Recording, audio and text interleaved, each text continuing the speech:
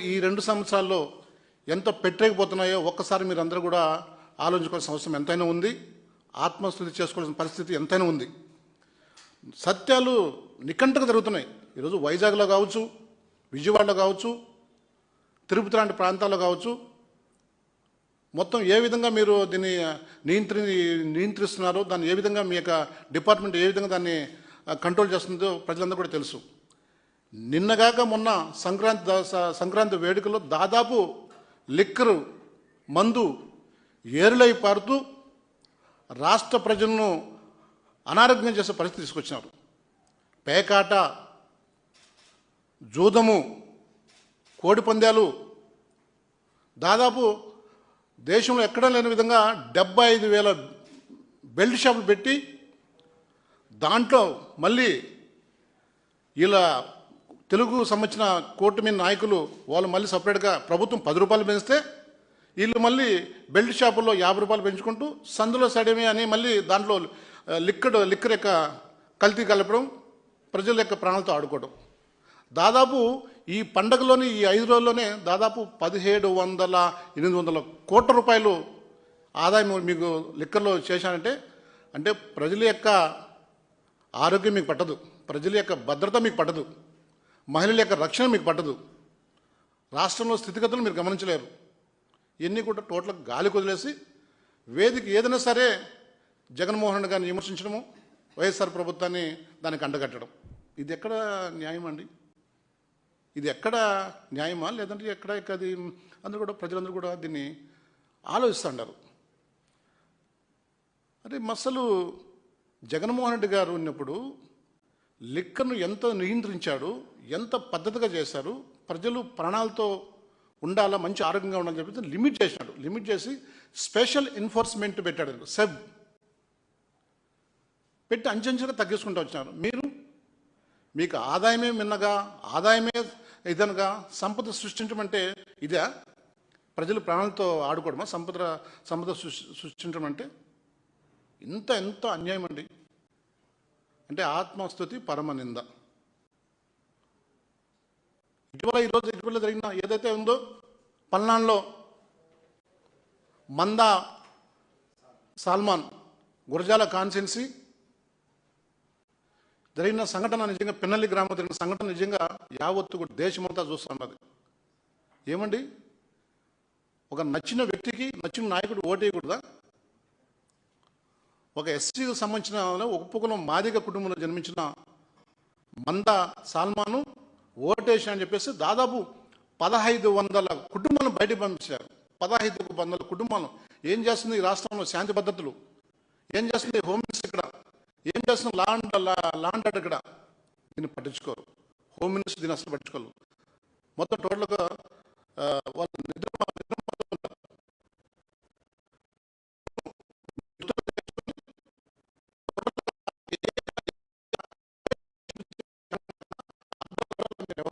ఈరోజు మొత్తం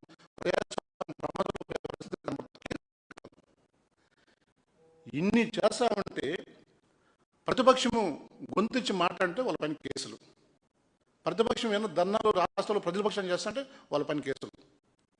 దీనికి మేము ఒకటే అడుగుతున్నాం, సాల్మాన్ హత్యలో వ్యవస్థ పూర్తిగా పోలీస్ వ్యవస్థ మొత్తం టోటల్గా ఫెయిల్యూర్ అయింది. ప్రభుత్వం టోటల్గా ఫెయిల్యూర్ అయిపోయింది.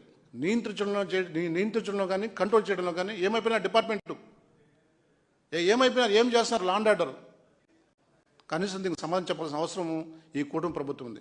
మాది ఒకటే డిమాండ్, ఏదైతే ఈ యొక్క పేద సాదా కుటుంబాల నుంచి కానీ ఒక మంచి నాయకుడిని ఎన్నుకోవాలా, మంచి నాయకుడికి ఓటేయాలనే ఉద్దేశంతో వాళ్ళు ఓట్లేస్తే దాదాపు 1500 కుటుంబాలు మీరు బహిష్కరించి ఎవరిచ్చారు మీ హక్కు? భారత రాజ్యాంగము అంబేద్కర్ రాజ్యాంగం నడుస్తుందా, లేదా రెడ్ బుక్ రాజ్యాంగం నడుస్తుందా?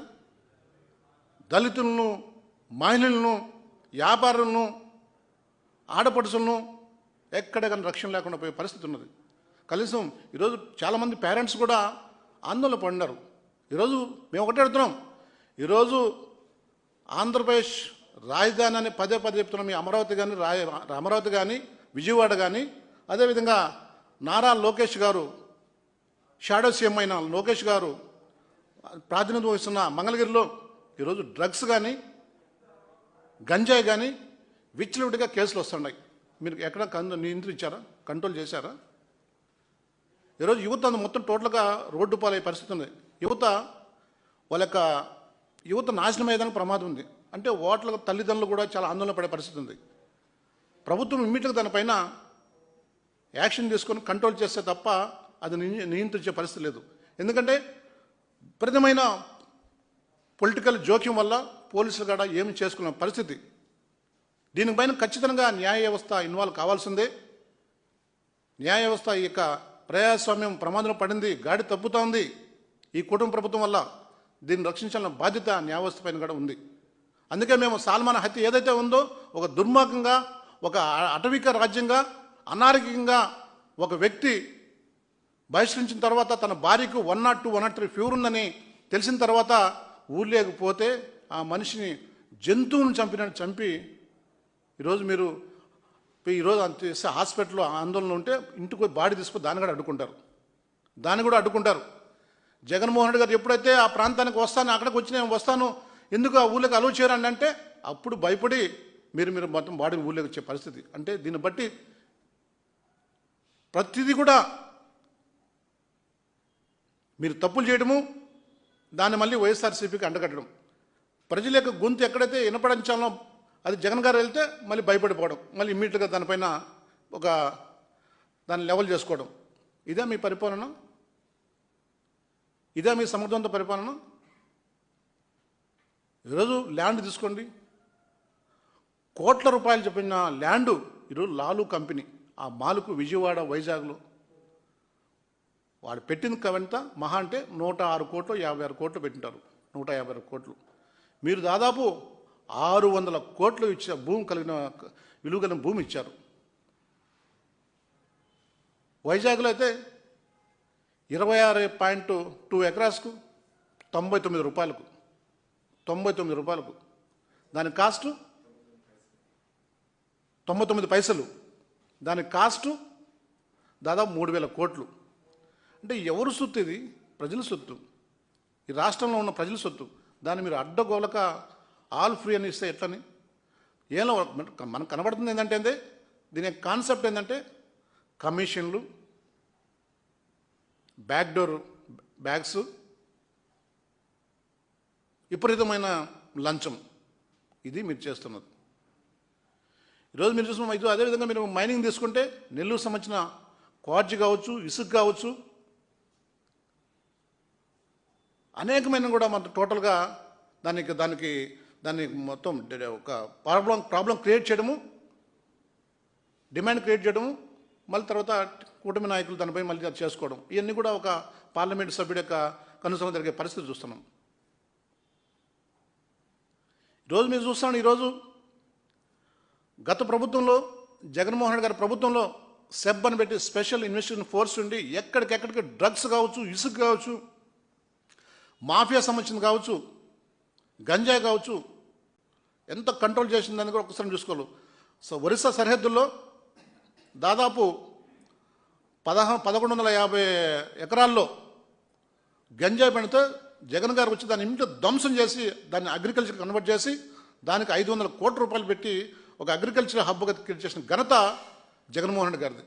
కనీసం మీరు దాంట్లో 1% చేశారండి? 1% చేశారా? 1%. లిక్కర్ అడ్డగోలగా మ్యానుఫ్యాక్చరింగ్ ఊళ్ళు కూడా పెట్టే పరిస్థితి మొన్న ఏదైతే ఉందో చిత్తూరు జిల్లాలో మొలకల చెరువులు, అది ఉదాహరణ. విజయవాడలో ఇబ్రహీంపట్నం, ఇట్లా అనేకమైన మీరు కుంభకోణాలు చేస్తూ ప్రజల్ని రక్షించుకునే పరిస్థితులు లేక పాలన గాడి తప్పింది, ప్రజాస్వామ్యం కూనే అయిపోతుంది, ప్రజాస్వామ్యం ప్రమాదంలో పడింది. ఇవన్నీ కూడా మీరు గ్రహించలేకున్నారు. మీకు కావాల్సిందంటే ఒకటే, మొత్తం టోటల్గా అపోజిషన్ పార్టీలను ఎవరిని లేకుండా ఉండడము, వాళ్ళు మాట్లాడుతూ గొంతు నెక్కడము, లాండడం మీ చేతులు పెట్టుకొని విపరీతమైన పొలిటికల్ జోక్యం ఇన్వాల్వ్ చేసుకుంటూ వాళ్ళు ఎక్కడ పని చేయకుండా పోవడం అనేది కూడా ఇది న్యాయమా అనేది కూడా మేము అడుగుతున్నాము. దాంతోపాటు ఈరోజు ఇన్ని తప్పులు చేస్తూ నువ్వు విదేశాలకు పోయినా, రాష్ట్రంలో ఉన్నా, ఢిల్లీకి పోయినా అన్నీ కూడా వైఎస్ఆర్సీపీకి అంటగట్టే ప్రయత్నం మీరు చేస్తున్నారు. ఇది మంచి పరిణామం కాదు. ఈరోజు జగన్మోహన్ రెడ్డి గారి ప్రభుత్వంలో చేసిన మంచి పనులు ఈరోజు ప్రజలు కూడా ఒకసారి అన్నీ కూడా వాళ్ళు ఆందోళన పడుతున్నారు. ఎందుకంటే మాకు ఇంత మంచి పనులు చేశాడు జగన్మోహన్ రెడ్డి గారు, ఇంటింటి కూడా సంక్షేమ పదం అందింది, డెవలప్మెంట్ దిశగా పోయింది రాష్ట్రం, సంక్షేమం, జాబ్స్, డెవలప్మెంటు, సంక్షేమం అన్నీ కూడా అందించే ఆయన మళ్ళీ మేము తెచ్చుకోవాలని నాకు ఆలోచనలో ఉంటే మీరు ఈ విధంగా రివెంజ్ చేసుకోవడం, ఎక్కడ పోయినా సమయం, సందర్భం, టైం ఏదైనా సరే జగన్మోహన్ గారు విమర్శించం తండ్రి కొడుకులు. ఒకటే అనుకుంటున్నా, చివరిగా దావోస్లో కానీ మీరు జరిగిన ఇంకో కార్యక్రమాలు కానీ మీరు మాకు ఇప్పుడే 23 లక్షల కోట్లు మాకు పెట్టుబడులు వచ్చాయి, 16 లక్షల మందికి ఉద్యోగాలు ఇచ్చావు. ఎక్కడైనా ఒక ప్రిపరేషన్ ఉంటుంది, దానికి ఒకటి అంటే ప్రాక్టికాలిటీ వేరు, వాస్తవాలు వేరు.